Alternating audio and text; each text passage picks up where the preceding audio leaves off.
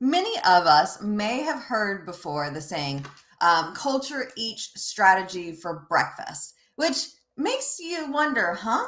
Because most people will be talking about what is the strategy? What are the goals? How are we going to make it to where we want to be? And so this is putting culture ahead of even that. And so we are here today to talk a little bit about culture, the key to success in organizations, specifically BNI. And I'm excited to be joined today by Ricardo. Greetings, Ricardo. Hi, Tiffany. Thank you. Thank you very much. Where in the world are you joining us from?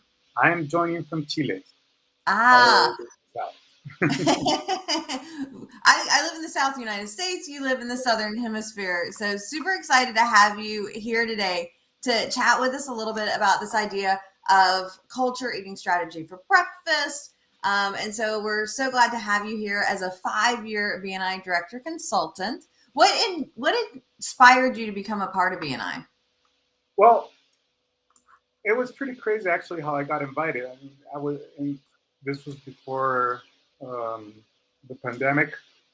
I was I was at my office where um, and somebody came and rang the doorbell, and it was a dentist from another floor, and she was a member of BNI, and she asked us, "Are you guys um, entrepreneurs?" And we're like, "Yeah." And like, "Would you guys like to come to a meeting?" And I'm like, "Sure." I mean, what's it about? And she started telling us a little bit about it, and that's how we got here, and we saw the meeting, and we loved the BNI values, basically. BNI core values, I thought they were awesome, very inspiring, and it's the way my partner and I like doing business. So basically, yeah, I mean, it was a no-brainer to just join. And isn't it funny how sometimes we get invited to the organization and the difference it can make? Yeah, very So thankful for her. I'm very thankful that Darren, he actually cold called me out of a phone book because they were looking for my profession. And I always laugh. I'm like, if you can't find visitors, you can always do that. Not my recommendation, but you never know. So we're super excited to have you joining us today, Ricardo. For those of you watching, I just want to give you a little bit of his background. He was born in Chile and lived in many countries because of his father's job. After working for many IT companies such as IBM, Ingram Macro, among others, he decided to take a change of career to follow his vocation, his love of personal and organizational transformation. He's been working since then, which was 2011, so that's going on a dozen years now, with people in many different ways.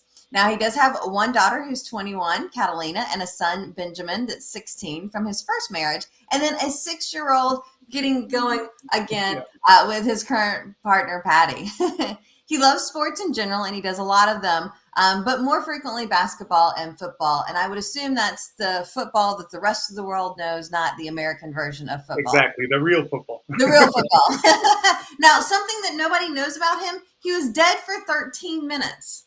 What? Yeah.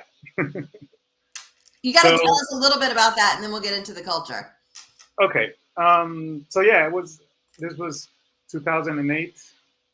I was playing soccer, football, and I started feeling um, I wasn't feeling very good. This was summer, so I thought, okay, it must be the heat. And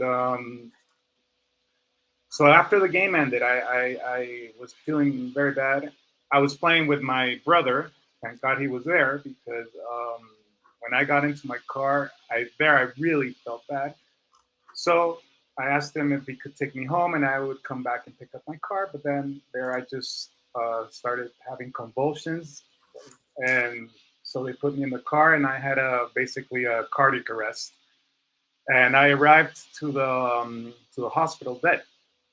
So they were trying to, after like I don't know, I don't remember how 10 minutes or something of them trying to reanimate me. I finally came back, and I was in a coma for for some days, and then I'm here. I'm back. Well, welcome back. We're so glad that you are still here with us. Very much so. Thank you. So, talk to us a little bit about this idea of culture, the key to the success in organizations. Yeah. Well, the basically that famous phrase or quote that you mentioned before is Peter Drucker, right? He's like father of the administration. He mentions that culture eats strategy for breakfast, and basically what that means is that you can have the best strategy, and if your culture is not aligned with the strategy definitely won't happen. It just won't. And I lived it many times in different jobs I was in. How there was a strategy, and somehow the strategy was simply left apart, because the culture wasn't aligned to it. And so definitely, what does this alignment that we need for a strategy to work is basically when we talk about culture is the way things are done. Basically, I mean, if we go to most places, the way things are done in an organization. So, in this case, the best way I found to work on culture is basically through the values. That's why for me it was important when I saw the BNI values, right? And I was working on this, and I'm like, wow, okay, this totally aligned with us, right? So, and why are values important? Because basically values conduct the behaviors. We have values, and behind those values, we have a bunch of behaviors. So if we go to BNI core values, you have, for example, positive attitude. So what are the behaviors we expect behind positive attitude, right? And basically that's how I try to drive the culture, at least in my groups.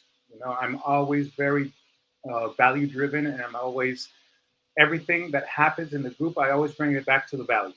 So which value is behind this behavior, or what value isn't being honored when you say that that the referrals you're not getting are not the referrals that you want. And let's think of it as you being the responsible for it, not everybody else, not your. So what are the values that are not being honored there? So it's often, and I'm sure this happens all over the world, that people don't even bother learning the values or the importance, or don't understand the importance of the values an organization has. So I'm sure if you go and ask the members of your groups what are BNI core values, how many of them will probably be able to mention all 7 of them? How many do you think? It probably depends on the chapters. I know some chapters are really good at it, some chapters not so much. Though, now I'm thinking the chapters that are really good at knowing the core values, they're the chapters that do better. Go figure. Yeah, and basically, it's not only because you know them, but because you live them. So I mean, one thing is to know the values, which is great. It's a good start, and then the next thing is to live the values. And how do you live the values? Honoring them with the behaviors that go behind them. So if you're gonna, accountability, basically accountability, you're gonna have to be 100% accountable, right? So you're not gonna be playing victim that you're not receiving referrals. You're not gonna be, if you're late, which anybody can be late to a meeting, or anybody can be late to a one-to-one, you're gonna be accountable for it, and hey, sorry, how can I fix this? Because it was my responsibility, and I wasn't, and I didn't make it. So, for example, I've had many times, not once or twice, but many times that I've had one-to-ones that the person simply just doesn't show up. Ugh. Has that happened to you? It has happened to me before, many times. Though sometimes I think it's a good thing they don't show up. Well, because it lets me know how much I can trust them. Exactly. So just by the fact that you didn't show up to the one-to-one, which again, it can happen, but how do you manage this situation? So what's important is not the fact that you didn't show up to the one-to-one, it's what you did about it. You know? So again, it can happen to anyone. I can understand, hey, I forgot. It has never happened to me before, and I forgot to put it in my schedule. And you know what? I'm so sorry. When is your best time? And I'll move my schedule to be able to have the one-to-one, and you fix it, you know? And because what value are you not honoring if you're not accountable there? Because they're all connected. What's the next value that you think that will be the impact? Building relationships. Right. Right? So another one of BNI core values. So basically, if you just follow the behaviors behind every single value, it's the way that you're going to be very successful in BNI. You're going to get great referrals. You're going to be a giver. You're going to be, building great relationships with people because you're going to be trustworthy. Again, another example at which I know many times people don't see it like that, but long life learning. Mm. For me, it's essential if you're going to live that value. The behavior behind it is really go into the other members of your group businesses and learn about them. So it's not only learning from BNI Business Builder, and like the typical lifelong learning that we think that yes, that's very important, but it's also learning about other people's businesses. How am I going to be able to give a good referral if I don't understand their business? So there we have another way of looking at that value and the behavior that's behind it for me to be able to be successful and help my my fellow members, right? So yeah, we can go and do double clicks and triple clicks on every single value, and that's the formula for success in BNI. So yeah, culture does. You might have your best strategy, and I'm going to do this when I go into BNI, and I'm going to do this and this and this. But guess what? If you don't align with BNI's culture, your strategy probably won't work. That makes sense. So how do we begin as a chapter, even as a member, to work on creating a better culture, again, for ourselves and our chapter? Well, the first thing is, for me, the experience I've had ups and downs with my groups, and basically what has worked the best is first of all, work consciousness.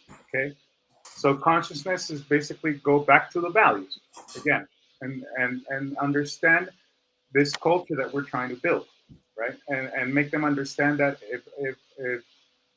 if you're here and you think you're going to make fast business, some people do, but don't. I mean, that's not normal. You have to build relationships. You have to go through this whole process, right? And if you don't go through this whole process, you're probably not going to be able to get more business, right? So you really have to be clear on that. And how I start, at least, basically it's in the interview, right? So what I call the interview I do to basically people that want to go into the different groups I'm in, I tell them all the reasons they don't have to join BNI, basically. That's how I start honestly, that's how I start the interview. I tell them, I'm going to give you all the reasons for you not to come into BNI. If you, if after I tell you this, you still want to come in, sure, we'll go on with the interview. But I want to start here so we won't waste each other's time, right? And so basically, then I tell them, BNI, you're going to have to invest a lot of time, but you're not investing time in BNI. You're investing time in your business through BNI. So basically, it's a commercial strategy, which, wherever you do it, you're going to have to invest time. You're choosing to do it through BNI, right? Okay, great. So you're going to have to at least spend 5 hours to do this. Okay. The 2 hours of the weekly meeting, one-to-ones, looking for referrals for your fellow members, right? Assisting to some training or BNI Business Builder. So you're gonna spend at least 5 hours of your commercial strategy through BNI working on this, right? So if you don't understand this and you don't have the time, it's better for you not to come in because it's not going to work, you know. So, and that's actually been very good because there's people that actually choose not to come in when I start telling them that, you know. And I start explaining, all the reasons behind everything. You know, you're going to be expected to do one-to-ones. If you don't do one-to-ones, you're not going to have results. You're going to have to give referrals, you know, and not expecting people to give you a referral back, you know, just for the fact that once you come in, you're going to start working with referrals. You know? That's the whole point of this. And so I start with that very down to earth of what's the reality of being in BNI. Gotcha. So that makes a very good filter because a lot of people choose not to come in, and that's perfect for me. You know, I mean, I know we're trying to grow, and I know we always want our group to be bigger, but I want it with people that are very committed. You know? So after once they, I mean, they want to continue and they go through the interview and they get accepted. Then we have a very critical point also that it's called inducción. Basically, it's a fast training, right? Which is a 2-hour meeting with me again. Oh, wow. And that 2-hour meeting, we go very deep into culture, into the group's culture, not only BNI culture, but into the group's culture, right? And what is going to be expected of them and everything. And then they go into mentorship, right? Then they go through all the normal stuff. So then they have no chance whatsoever to start saying, I didn't know this, or start playing the victim role, you know, because they went through all this process beforehand, okay, starting from the interview. So that seems to be what has been working. It's probably going to make the group grow slower, it's true. But I mean, the people that come in are very committed. So, yeah, that's the story. Yeah, and I love the idea of it does take a little bit of time up front, but it's so much better to get it right to begin with Yeah, than absolutely. have to break bad habits. Exactly. Yeah, breaking bad habits. I mean, that's culture also, right? I mean, if you have, I mean, you have different types. You're always going to have a culture. Whether it's a culture that serves you, your purpose or not, is the question, you know, but you're always going to have a culture.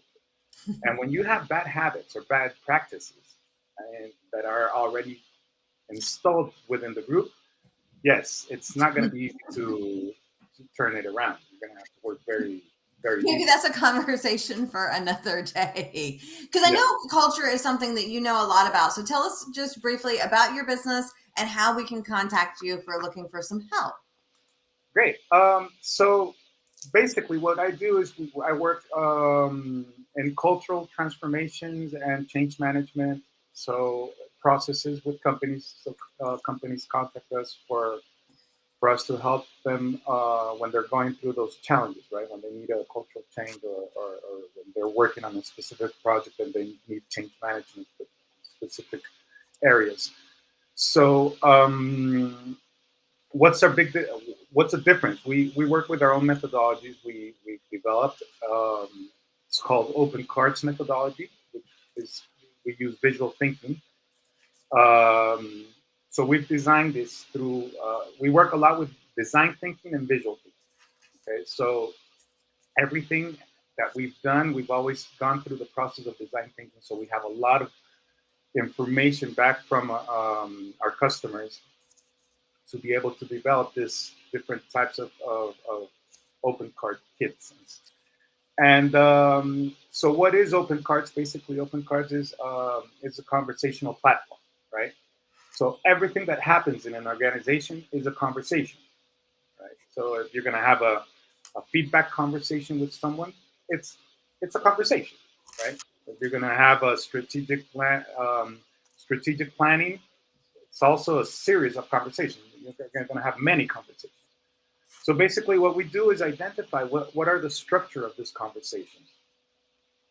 to help leaders with that. So we start working on, and we have more than 200 conversations, structured conversations that happen inside organizations. And basically, then we help train leaders for them to be able to use this with their teams, right?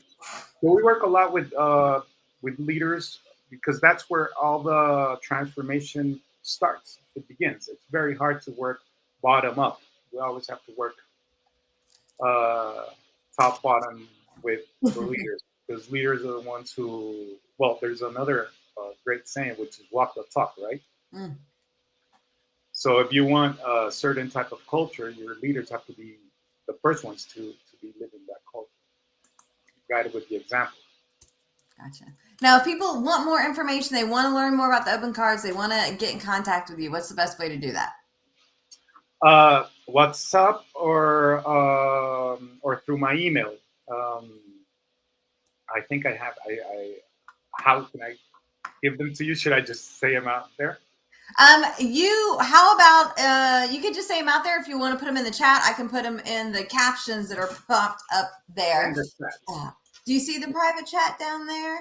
I don't see the private chat. Maybe I'll see hi. Do you see the hi coming through? Respond there. There you go. Okay, put it in there, and then I'll put it in the captions in just a minute.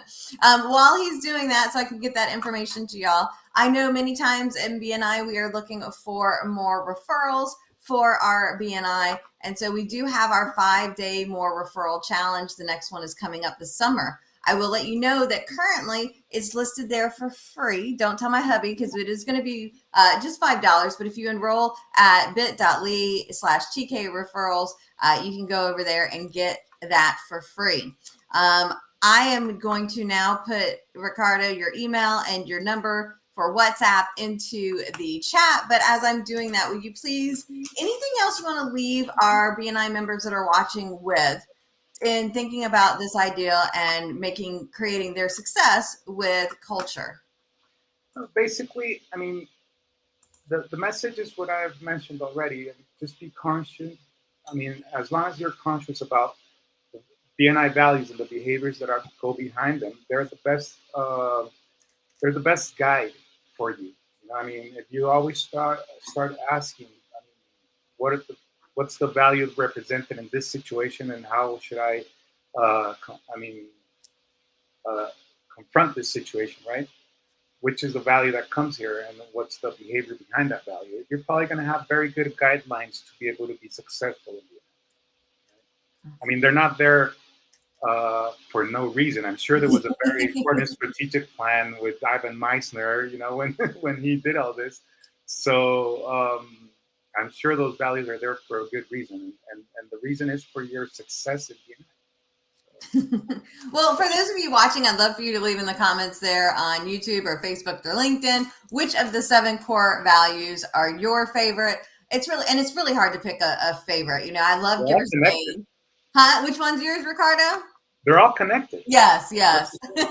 I love Givers Gain. I love the idea of tradition plus innovation. I'm also a huge fan of lifelong learning because that's what I'm all about. And yeah, we could go on. They're amazing and they are intertwined, and it makes the organization so much better. There's no way you're going to be living Givers Gain if you're not accountable, if you're not building relationships. You know, they're intertwined. So I want to say thank you so much, very much, Ricardo, for being here to talk to us about culture, the key to success in organizations, specifically today in BNI. His information is here on the screen. Do reach out to him if your organization could use a little bit of help with this. I want to say thank you so very much for being here with us today. Thank you for the invite. Very much. And happy networking to y'all out there. And we'll see you next Monday when we're going to talk about creating some goals for our BNI talk.